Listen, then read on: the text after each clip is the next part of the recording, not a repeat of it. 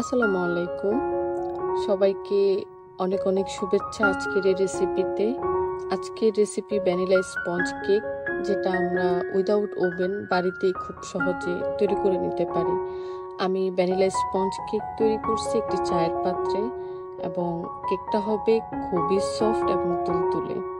আর কেকের উপকরণ মেপেছি চায়ের কাপ দিয়ে। অনেকের হাতের কাছে মেজারমেন্ট কাপ থাকে না, তারা চাইলে আজকের এই রেসিপিটা ফলো করে খুব সহজেই কেক তৈরি করতে পারেন।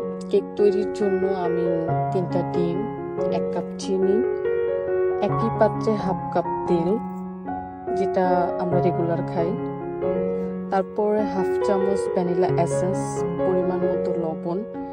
এই সব উপকরণগুলো ভালোভাবে মিশিয়ে নিতে হবে। যতটা সম্ভব সময় নিয়ে মেশানোর চেষ্টা করবেন যাতে ফ্লাপি হয়ে যায়, তাহলে আমাদের কেকটা খুবই সফট হবে। এখন আমি নিয়ে নিচ্ছি শুকনো উপকরণগুলো। একই কাপে মেপে আমি 1 কাপ ময়দা, হাফ কাপ পাউডার মিল্ক, 1 চামচ বেকিং পাউডার, এই সকল শুকনো উপকরণ চেলে মিশিয়ে নেব।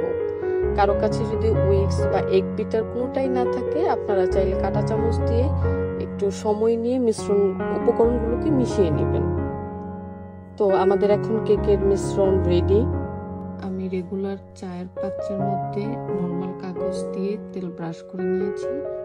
চুলায় একটা হাঁড়ি বসিয়ে দিয়েছি, তারপর আমি চায়ের সসপ্যানটা বসিয়ে দিলাম, আর একটা ঢাকনা দিয়ে ঢেকে দিব আধা ঘন্টার জন্য, এবং চুলার আঁচ রাখবো মিডিয়ামে। ঠিক 30 মিনিট পরে আমরা আবার ব্যাক করব। ফিরে আসলাম 30 মিনিট পর। তো দেখুন কেকটা কতটা সফট এবং তুলতুলে হয়েছে। আমি চেষ্টা করেছি যতটা সম্ভব সহজ উপায়ে ধরে তোলার জন্য। আশা করি আপনাদের ভালো লেগেছে।